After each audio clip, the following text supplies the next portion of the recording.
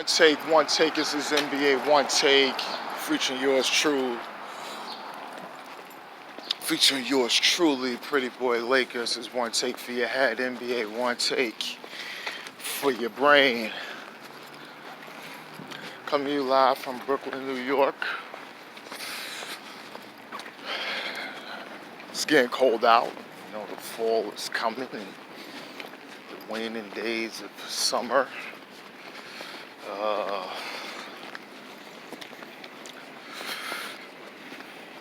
know how it is. It's getting cold. Few things.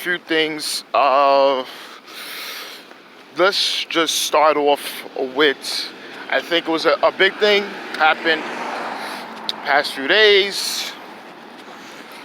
Dwight Howard. It's almost like you're going to get a buyout with the Memphis Grizzlies after they figure out, ironate everything out. And he will be signing with my Los Angeles Lakers. After the Boogie injury, I was looking at some prospects and who they should get. I didn't really think they should got at center. I think they should have just got another wing player. And I also think that I know it's going to be harder to get Iguodala to come out of Memphis. Well, Dwight Howard's an easier buyout because I think the Grizzlies think they can get some assets out back from Iguodala. So that's why they're going to keep him.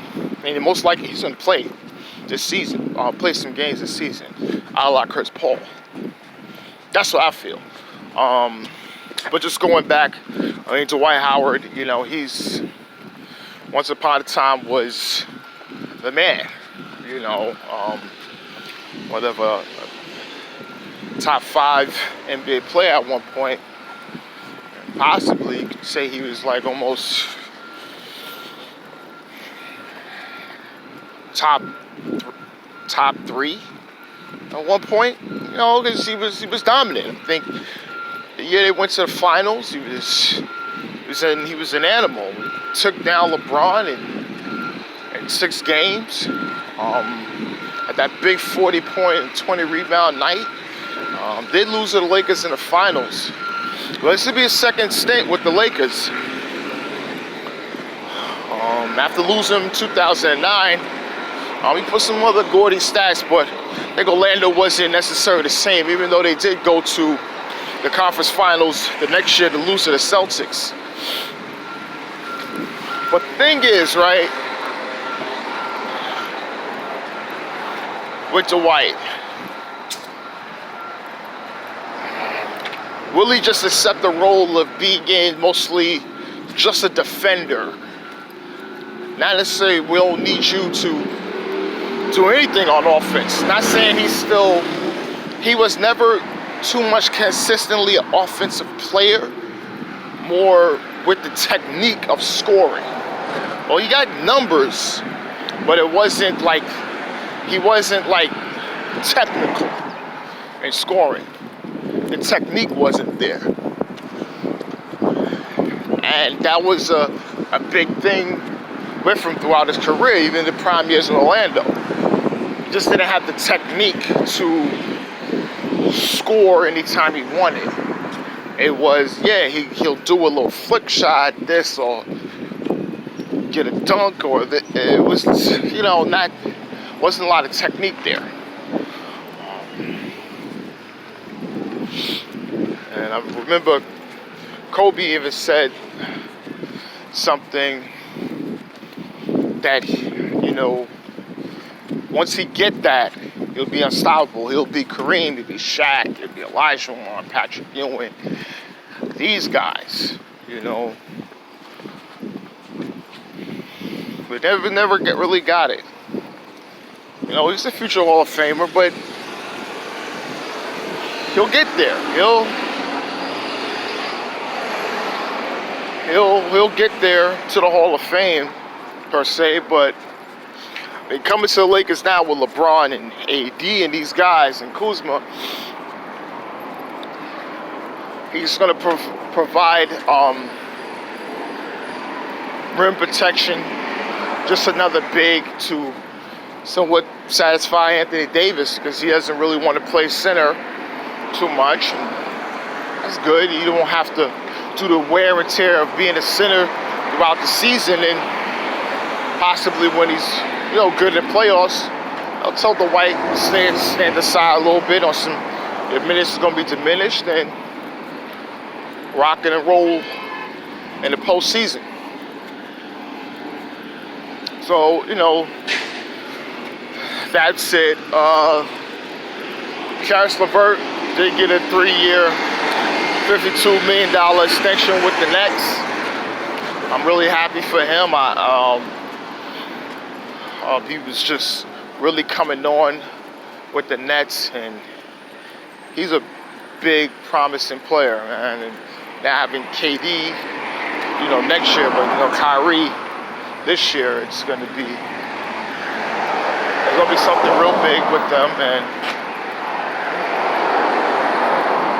I see a big standout for him. I'm not saying all-star. I would have probably said it if Kyrie wasn't there this year, but I don't know. He's gonna really show some heads, and people are gonna see what he can do. What he can do, because he's a real good NBA prospect and young player.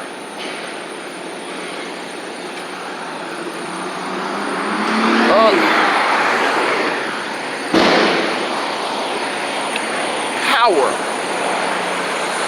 Now,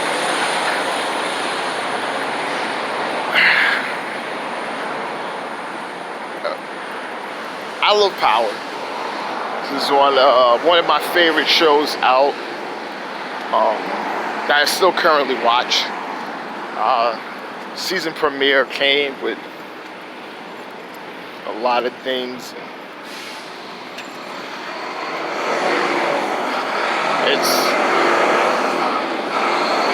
It's just a little funny,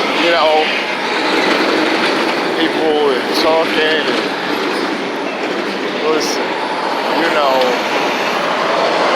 I love Power.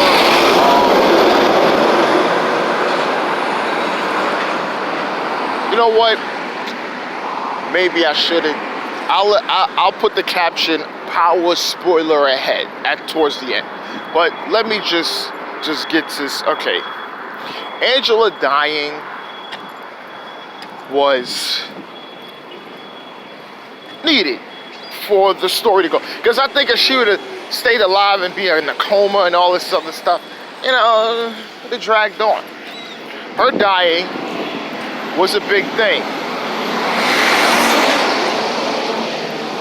Now Ghost has all these things going on, all his emotions. He wants to get back at Tommy.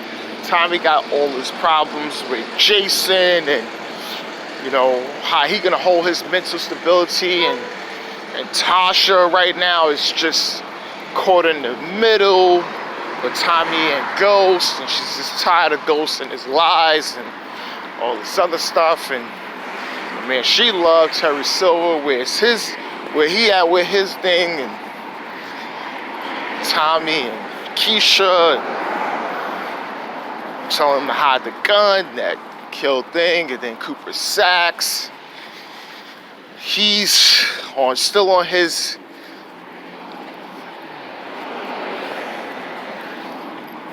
vendetta against Ghost, and that's mainly probably about it. And Tariq coming in, stopping Ghost and Tommy from killing each other in the fight scene in his house. It's interesting, but it was let's say okay episode, right? Okay episode, but we'll see. We'll see how everything is. I'm not going to I ain't gonna go into detail, especially when I talk about Power. I just give a brief synopsis of the events. But this is Pretty Boy Laker, and I'm out.